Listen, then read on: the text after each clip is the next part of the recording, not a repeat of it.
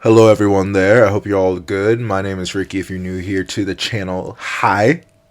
We have a new microphone. We're not going to talk too much about the microphone because we talked a lot about the microphone in the last video, but I just want to let you guys know that we've been slowly upgrading here on the channel and making sure that the quality improves, because you can only post as many videos as I do a week and not like want to be able to keep on progressing. My camera is going to remain to be my iPhone. Let's grow this channel. Let's do this thing and let's get into it. I've got to London this afternoon. I'll be out your hair then. London? London? London. London? Might give London a go. London? No, she's... I've been banging on to Barlow's door for ages. There's no answer. No, she's in London. London?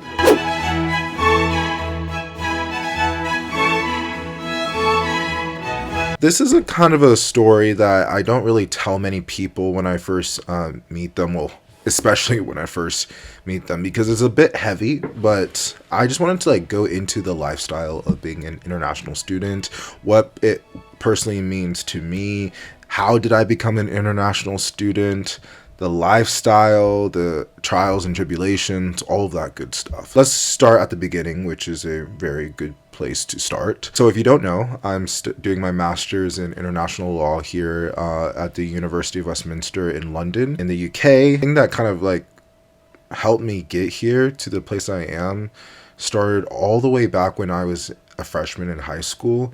I just finished freshman year. I was 15. And I was just not having a good time at home, in my hometown, in the state, in America. Lots of stuff was happening, both internally and externally, politically and personally. And it just wasn't conducive for my well-being, my mental health. I did not feel good. And so I embarked on a journey of expediting my high school experience by 1 year by going to not only the high school I was originally going to, but another one where I was able to do independent self-learning. So basically what that means is I was given a syllabus for each subject. So think math, the humanities, science, what have you. And so I was given a syllabus, and a syllabus is just listing all the assignments that I need to do, all of the readings, everything. And there would always be a specialist teacher in the classroom. So I would move classrooms at this school, but it was a very small school, and there were different teachers and also assistant teachers there to help. It was amazing. It was a school that usually was associated with delinquent children, or just troublemakers, or just people who don't fit well into the traditional American high school routine style. And so what I basically did is I just rammed through all of my assignments so I'd be able to graduate high school a year early. There was certain requirements that you needed to meet in each subject every single day, and every single day I exceeded that by doing, more work outside of school, doing work on the weekends. And so I was a really busy, studious child at that time, particularly. At the same time, I was, acting in my high school's local production, which I have to clarify, I don't mean to sound like a snob or anything, but this is not your average high school production. This is a $6.2 million theater. A lot of investment has gone into not only the aesthetics, but the hiring, the equipment. These performances and were just special. They were really well done, really well executed. It was toxic as fuck in that environment, but the results kind of speak for themselves. It was a very posh, fancy production that I was in, and that took a lot of my time. I also was doing wrestling for a little bit, as well as just keeping up on my normal gym routines that I would try going to do 3 to 4 times a week. So your boy was busy, and when he was not doing that, he was hanging out with his friends. So I really was unable to even get into any trouble. There were students at my alternatives high school, which was College Hill High School, and the other high school, the one that I was at starting, my freshman year, was Corvallis High School. At College Hill, during our breaks, because even though it was self-taught, you would still have like allocated breaks. Even during breaks, like there'd be a lot of students who would go across the street to the corner and just smoke weed or cigarettes. And because I'm a social butterfly, I would go, but I wouldn't partake. And that was definitely my prerogative, especially during that time of my life. But the reason why I'm sharing this with you guys is because I would go out there quite often, but all the teachers and staff knew that I personally was not partaking. So like, even though I was a affiliate, like, I don't know, guilty. I wasn't guilty, but guilty by association. I wasn't actually, and no one would have figured or thought or had assumed otherwise. So that's just how much of a life I did not have. 2017 comes around, I graduate, and then I already have my kind of like next move. I applied to a screen acting school in London, which was the Met Film School and Ealing Studios. I applied for that, and I had gotten in, and so what my plan was going to be was to go there for 6 months, kind of like experience a different culture, be somewhere else, and literally be anywhere but where I'm from. Then go to Santa Monica College in Los Angeles for 2 years, and then ideally transfer to like USC, make it a little cheaper, and still study acting, maybe do some like media communication stuff, but primarily focusing on acting. And so that was like the plan that I had laid out for myself, and I was pretty content with it. I come to London, and there's a lot of growth, discovery, exploration, culture clashes like you would not believe. And also, yeah, I stepped on a lot of people's toes. A lot of people stepped on my toes. I was 17 at the time, just turned 18 at the time.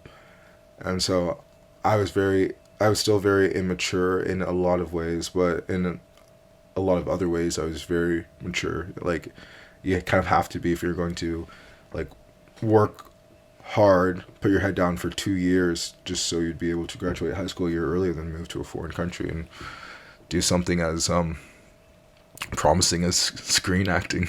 I complete the course. I've learned a lot. I feel very cultured and accomplished, but my gut is telling me that you need to find a way to get back here. So I go across back home to Oregon. I spend the summer working at a movie theater, and then I think this was like late July. I was cleaning one of the movie theater rooms by myself. The song "Good as Hell" by Lizzo was playing, and that was the first song of hers I actually ever Shazammed or heard. And so I was like, oh, I knew this song back when it was like post movie cleaning theater type song that only the crew at AMC would be hearing, not even the customers. So I was like, oh, look at me. I know what's popping before it pops. But she's also apparently been not so appropriate to her employees and stuff. So let's put that aside. Okay. Anyway, I end up like starting to like have this like physical like reaction, and I'm just like, I have to like try getting back to London now. So I call my mom and I asked her like, can you help me? Like, I want to go back to London. And she was really excited for me to do that. We applied to the University of West London, which was the university literally across the street from the Met Film School. Also, sorry guys if you keep on hearing my chair and the desk. I'm sorry. I'm working on like not moving as much. Let's see if we can stop moving as much. Yeah, and so I applied, and like a week and a half later, not even 3 weeks. This was also like right at the last time that you could like apply. And also keep in mind, I was going to go to Santa Monica College. I had gotten in, essentially. But if I wasn't going to get into the University of West London, then I wasn't going to be going. Like, that was the only school I applied for. I think I was really feeling myself. That's how cocky I was. I mean, granted, in hindsight, it's not the best school, but yeah, it was a good enough school where it counted socially, culturally, if you want to say that. I don't know, and just like resource wise, it was all right. So I get in studying media and communications, like with a focus in media production, and I do that degree for 4 years. I usually it's 3 years, but because I do not test well on the ACT, I had to take foundation year, which was basically a wasted year of like money going towards education, but it wasn't like a wasted year for me because I was living it up. I was living in London, baby.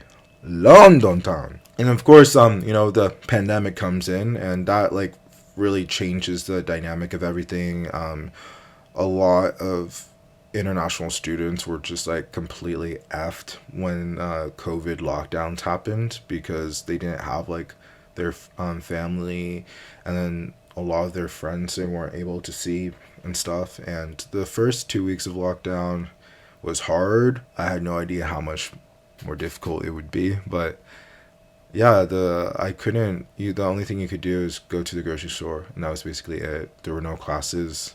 And then my apartment building, which is a student accommodation building chapter, they shut down the gym to like prevent the spread of COVID. And now I had a mental breakdown because that's the only thing I was waking up for. Because as I said, we didn't have any classes. We weren't able to go outside unless we were to do a food shop. And so going to the gym was literally the only thing I could like wake up for and do. And that was taken away from me. So I freaking have a panic attack. I melt down. I call my parents, tell them that I like can't handle it. And also like I'm shit scared, right? 2020, I'm 20 years old. Quite recently turned 20 years old. So technically I'm no longer a teenager, but I am an adult. No, and it was just terrifying. I don't want to go too much into all the pandemic woes because I don't think we need to be focusing on that right now. But yeah, so I moved. So basically what happened was I panicked. I called my parents. That night they booked me a early morning flight the next day to go back to Oregon. And I packed everything up in my room and I put it in the building storage because I knew I was gonna. I was optimistic. I don't know why I'm doing quotes. I was optimistic that I was gonna come back, right?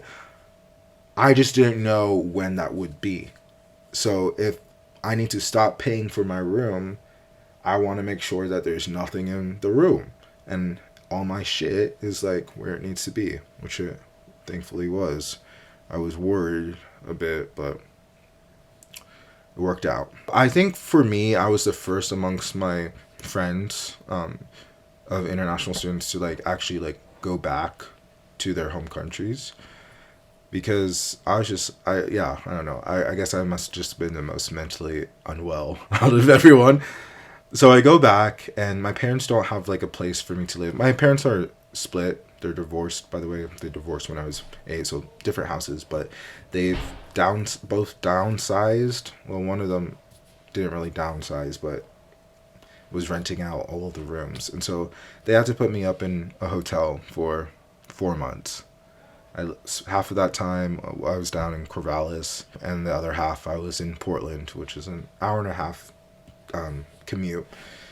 And I was there till June, and then I flew back to London, got my own place in Bayswater, Queensway, off the Central Line. And that was like the best place to huddle down. It had a little terrace. I was able to just chill, relax, have who I want over. By then, the context of the virus is different. I would soon be getting vaccinated, so it was just a different time. Schooling online was horrible. It was horrible when it first started, back when I flew back to Oregon. Which, keep in mind, I had some classes at 2 a.m. because of where I was, which is not great. It's not ideal, but it's definitely worth it. Because I grew up in a small town, but like a bunch of trees, a lot of protected land, a lot of outdoor activities that one can do, and that is very limited in London, which is one of the things. Yeah, it's one of the icky things about living here, but let's not focus on that. School was shit. I had like this very real scare of like not actually getting my diploma based off of like a small little fucking technicality. Again, that was fucking traumatic because I wasn't even in London when this was happening. I was in another country. I was in Bulgaria, of all places. That's a story for another time. But yeah, it was rush. I mentally was depleted. I had no creativity anymore. I didn't want to look at a screen. I was so unhappy. I was so burnt out that I didn't even try like getting a job right after, or I didn't try extending my visa because I was just so mentally unwell, and there was a lot of personal stuff that was going on that I wasn't going to be able to resolve if I was still in London. So my gut was telling me again, it's time to go back home. And yeah, so I went back home, got a job for a little bit working as an educational assistant at a local school in my town. Then I ended up getting a job working for the Oregon State Legislature as a committee assistant. That's another story for another time. But it's one of my first videos. I will not share it with you guys. You'll have to go and look at it yourself, or just wait and I will make a better video. And then I traveled across the country in a camper van that I retrofitted, and I did that for a year and lived in Washington, D.C. as like a home base across the entire North American continent three and a half times. And during that time, I applied to do a master's at the University of Westminster because I was getting more and more radicalized in wanting to be involved in like politics and become a public servant. I'm still very much an actor. Okay, that sounds really bad. But trust me, I'm not acting my political beliefs, but I still very much like acting, and I know that that's still going to be a huge part of my future. So I'm going to be getting into that again. Actually, I need to reach out to someone on my cheer team to plan a time when we can take new headshots. But yeah, that's something that's going to be happening that I'm really looking forward to, and I can't wait to share that experience with you guys. Being an international student is trifling and hard and difficult, and yet you're given a lot of privilege, leniency, freedom, and exploration. And it's something that I never like grew up thinking was going to be me. I didn't think I was ever going to be I didn't know like being an international kid was going to be in my wheelhouse, in my deck of cards. And I think that the things that kept on pulling me back to London, specifically, is just like I feel connected with the rest of the world. I feel like anything is possible. I am not originally from here, and so there's just a lot of stuff that I don't know, for better or for worse, culturally I don't know or can't recognize, and so it's still like kind of like a new learning curve, and I'm just being made aware of more things. And also, when I get money again, once I get money again, it's a great place to like, travel from and stuff. Also, I just noticed my light is quite dark. I probably should have done that sooner. Anyway, you add on the fucking pandemic. Like, I don't know how anyone was supposed to come out of that unscathed, but apparently there's a sizable amount of people who just like flourished during all this. But yeah, being a international student, I just love it. Obviously, it's a privilege, not everyone has the ability. But seeing that I am at least $60,000 in debt for my student loans, and that I have nearly 3 max credit cards, I think it's safe to say that the financially competent approach to this lifestyle was not is not my lived experience as of right now. But I think that just kind of goes to show how amazing being an international student is, being an international kid is. I know I'm 25, not a kid anymore, but I think you guys can understand where I'm coming from when I say international kid. Let me know if you yourself are an international kid, if there are questions you have. I don't know if there would be, but we could make a video about it. I want to share more, and now that I have like a decent mic, okay, I know it's not perfect, guys. You don't have to go rush into the comments. I know it's not perfect, but it's great. Yeah. Anyway, guys, with that said, I hope you have a lovely rest of your day. I will see you in the next video, but until then, peace and love. Bye. I've got to London this afternoon. I'll be out your hair then. London. London? London. London? Might give London a go. London? No, she's... I've been banging on the Barlow's door for ages. There's no answer. No, she's in London. London?